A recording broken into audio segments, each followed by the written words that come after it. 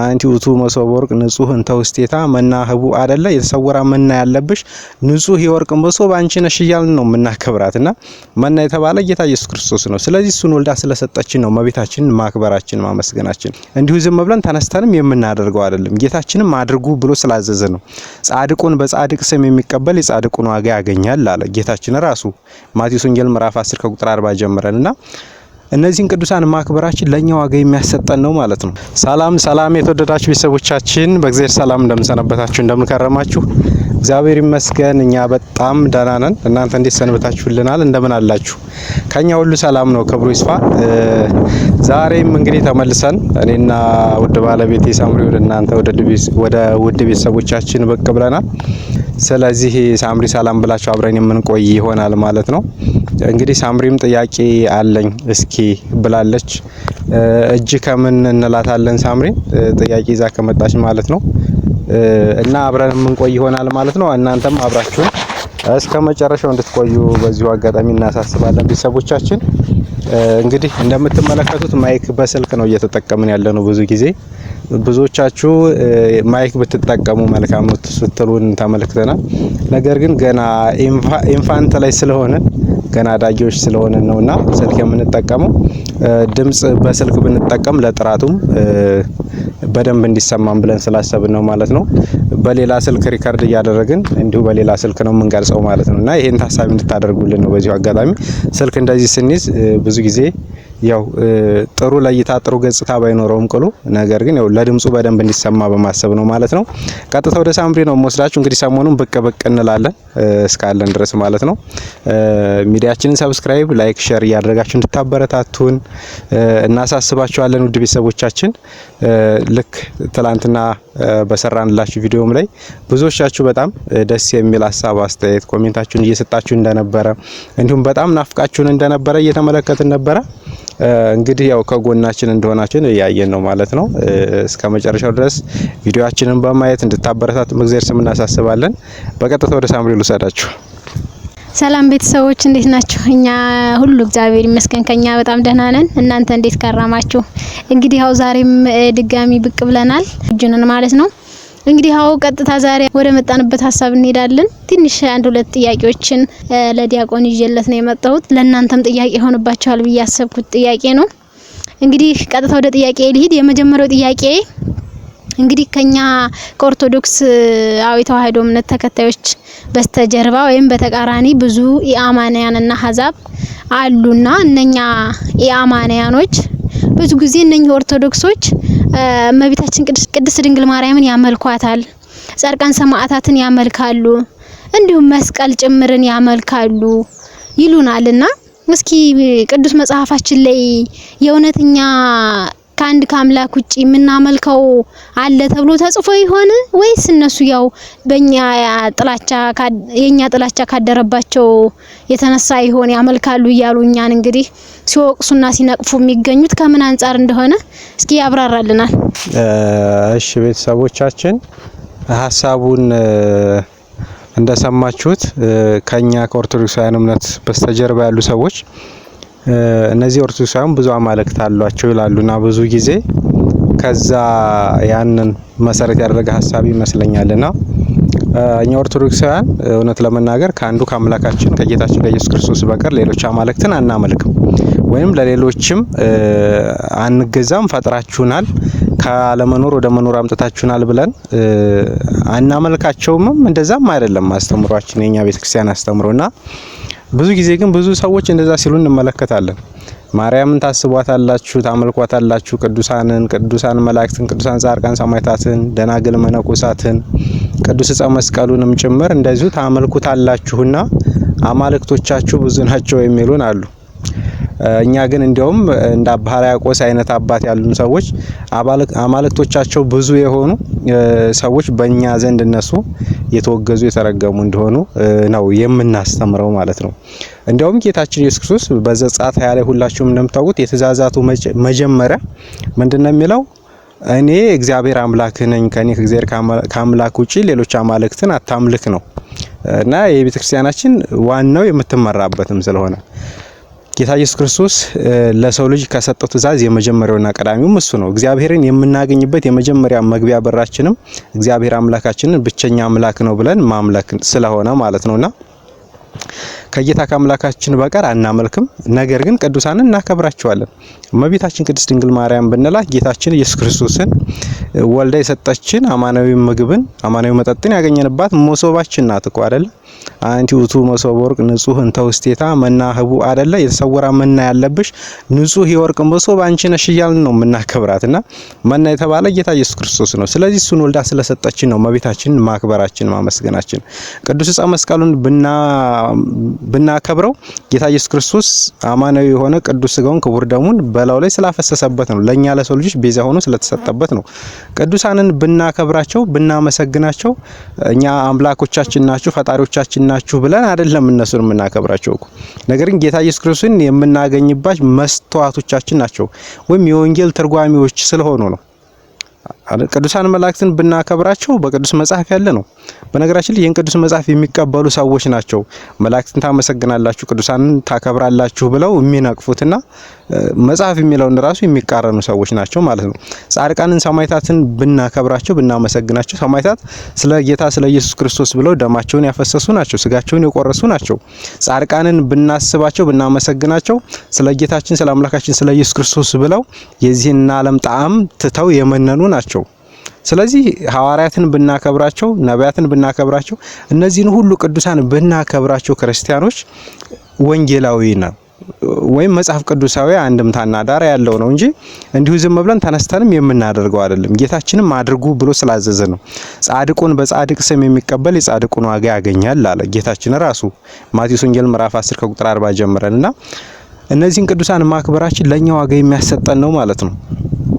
ቅዱስ ጊዮርጊስ እኮ ስለ ሎቱ ስብሐት ምስጋና ይድረሰውና ስለ አንዲት ጋለሞታ ብሎ አይደለም እኮ ደሙን ያፈሰሰው ስጋውን የቆረሰው እንደዛ በመንኮራኩር እስኪፈጭ ድረስ መከራን የተቀበለው እኮ ስለ ጌታ ስለ ኢየሱስ ክርስቶስ ብሎ ነው አይደለም?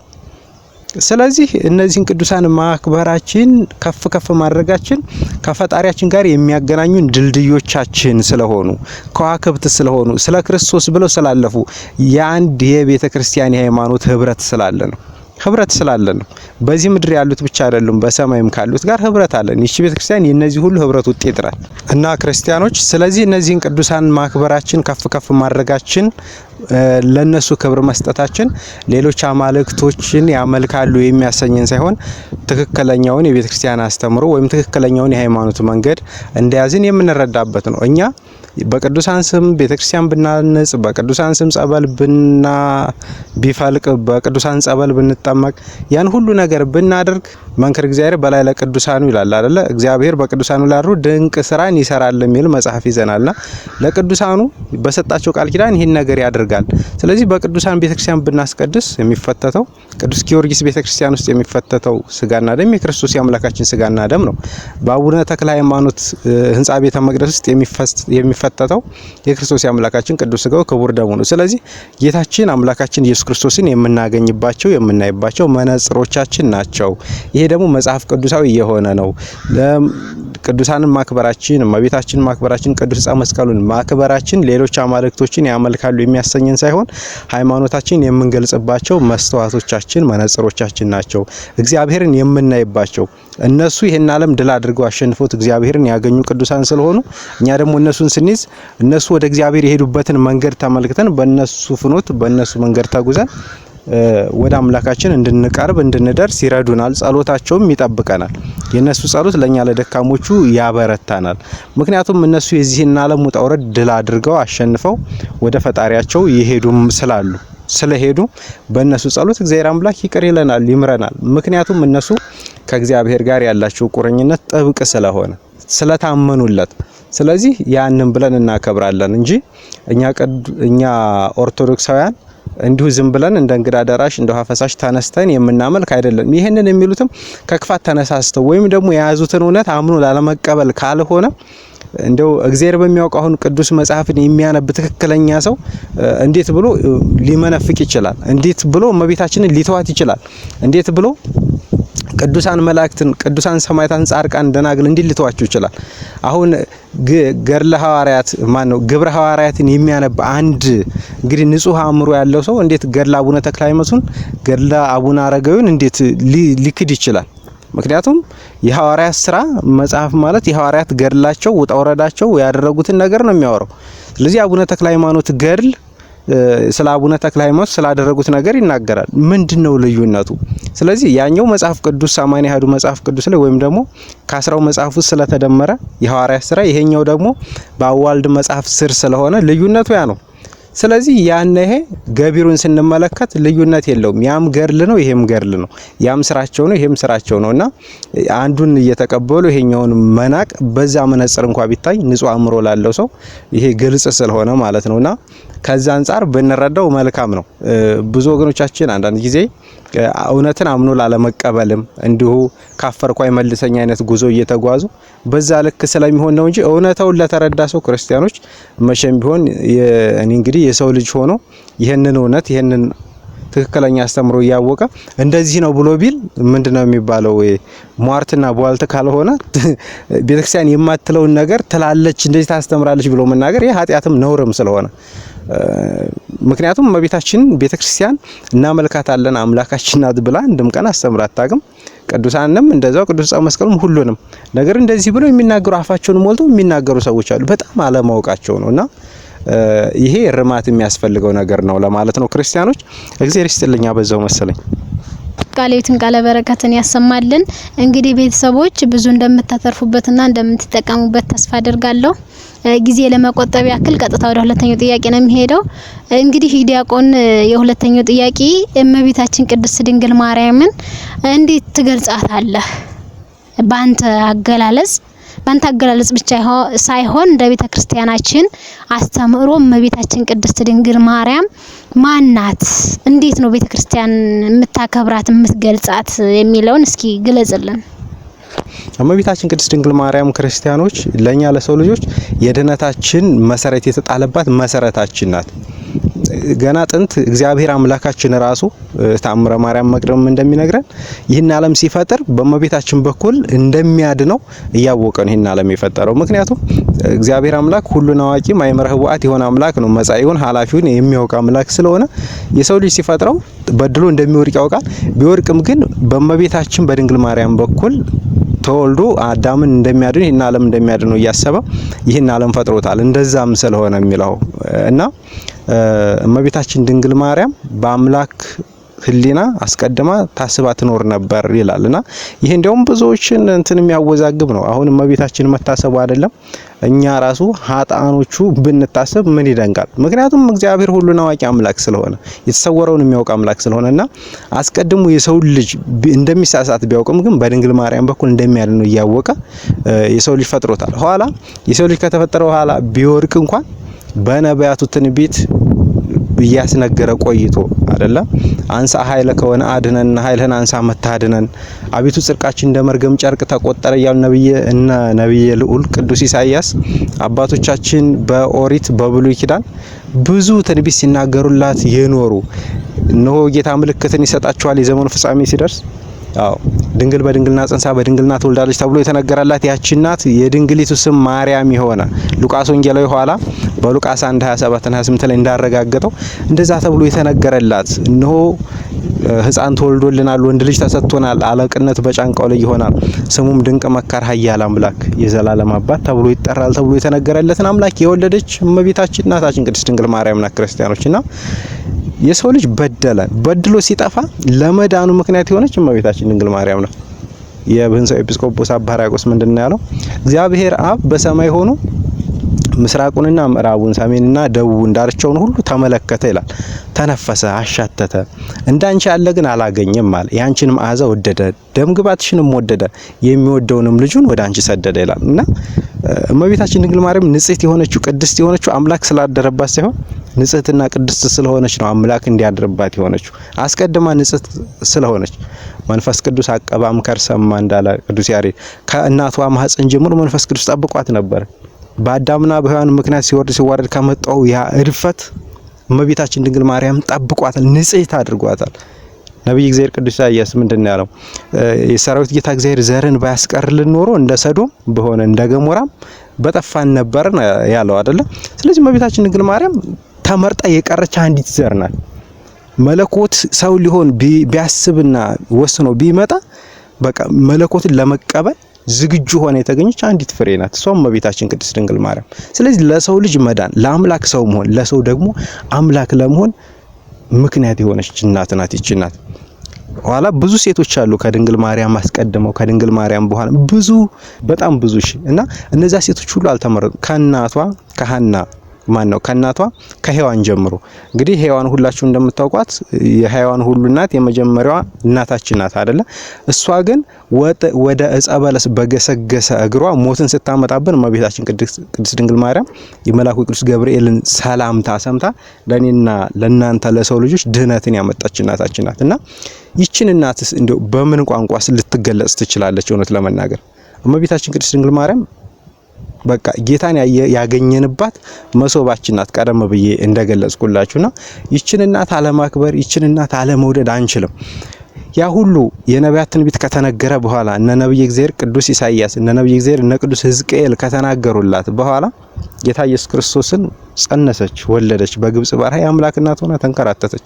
ይህን ሁሉ ውጣ ውረድ ካሳለፈችም በኋላ እመቤታችን ድንግል ማርያም የጌታችን እናት መጨረሻ 33 ዓመት ከ3 ወር ከልጇ ጋር ከኖረች በኋላ ልጇን ባሰቃቂ ሁኔታ በዕፀ መስቀል ላይ ተሰቅሎባት ተመለከተች፣ አዘነች፣ አለቀሰች።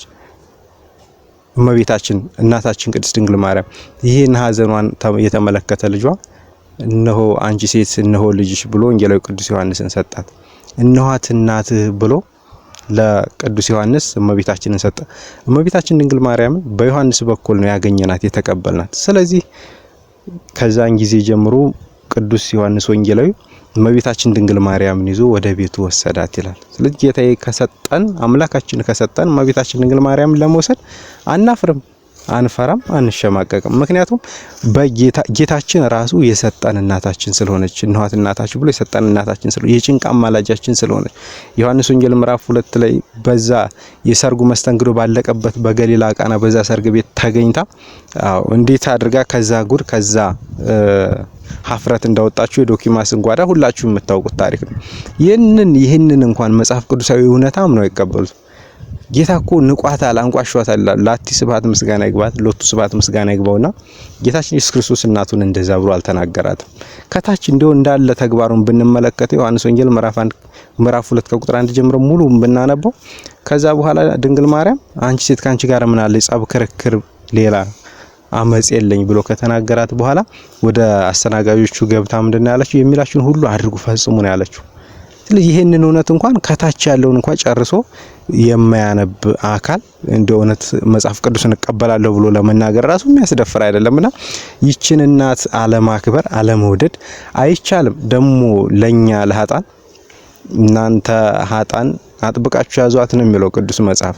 ለዛም ነው ከያዝናት ከተጠቀምንባት እኛ ካከበርናት እንከብርባታለን። እውነት ለመናገር ክርስቲያኖች እኛ ከያዝናት በፍቅር የሲኦልን ባህረ ሲኦልን እንሻገርባታለን፣ እንድንባታለን። የድህነታችን ምክንያት ናት። ምክንያተ ድህን ተብላ የተሰጠችን ለኛ ለኃጣን ለሰው ልጆች ሁሉ እናታችን ናት። ተማጽነናት ልጇን ለመና አላሳፈረችንምና ትላንትና ጠይቀናት ዛሬ ላይ ደርሰናል። ዛሬም ጠይቀናት ነገ ላይ እንደርሳለን።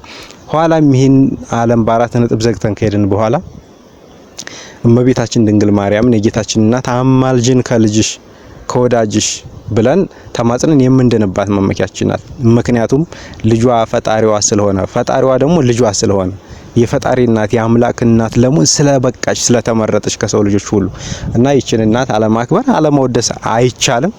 እውነት ለመናገር ብዙ ስንናገር ብንውል ብናድር ስለማቤታችን አያልቅም ክርስቲያኖችና ባጭሩ ምንድነው አባቶቻችን በመኑ በአምሳለ መኑን አስተማሰለኪ ኦ ምልዕተ ጸጋ ብሏታል። ጸጋን የመላብሽ ሆይ አንቺን በምንና በማን ምሳሌ እንመስልሻለን? እውነትም ለእመቤታችን ለቅድስት ድንግል ማርያም መስለን ምሳሌ ልናገኝላት አንችልም። አባቶችም ያንን ያሉት በምን እንመስልሽ? ምሳሌው ሁሉ አለቀባቸው። ስለዚህ የድንግል ማርያም ፍቅሯ የበዛለት ሰው እናቱን እናታችንን ቅድስት ድንግል ማርያምን ይወዳታል፣ ያከብራታል። የዚች ንጽሕት ቅድስት የሆነች እናት ረድኤት በረከቷ አይለየን፣ በሁላችን ላይ ይደርብን። ምናልባት እንደው ያው ለመግለጽ ያክል ነው እንጂ ለመታዘዝ ያክል ነው እንጂ ብዙ ብንልም የእሷን ክብር ዘርዝረን መጨረስ አንችልም። ቤተሰቦቻችን ይህንን ይመስላል። እግዚአብሔር ይስጥልኝ። እሺ መልካም ቃሌትን ቃለ በረከትን ያሰማልን ዲያቆን። እንግዲህ ቤተሰቦች ያው ከብዙ በጥቂቱ እመቤታችንን እንዴት መግለጽ እንዳለብን እመቤታችን ማናት የሚለውን ያው እንዳለው እመቤታችንን ገልጾ መጨረስ ስለማይቻል በተቻለው መጠን ለመግለጽ ጥቂቷን ነው የገለጻት። ጥቂቱ በጥቂት መጠኑ ለመግለጽ ሞክሯል ማለት ነው። እንግዲህ ቤተሰቦች ያው ይሄን ይመስላል የዛሬው ውሏችን። እንግዲህ ሁሌ እንደምናሳስባችሁ አሁንም ዋች ሀወራችን ሊሞላ ትንሽ መንገድ ላይ ጉዞ ላይ ነውና ያለው ያው በእናንተው ትብብር ነው ሊሞላ የሚችለው። ላይክ ሰብስክራይብ እያደረጋችሁ ቪዲዮአችን እስከ መጨረሻው ያያችሁ ጥያቄ የፈጠረባችሁን እንዲሁም አስተያየትና መልእክቶቻችሁን ኮሜንት እያደረጋችሁልን ቪዲዮአችን እስከ መጨረሻው ተከታተሉልን። እንግዲህ ዛሬ ዘን የመጣ ነው የዛሬው ቆይታችን ይሄን ይመስላል። ቀጣይ እስከምንገናኝ ቸር ሰንብቱ።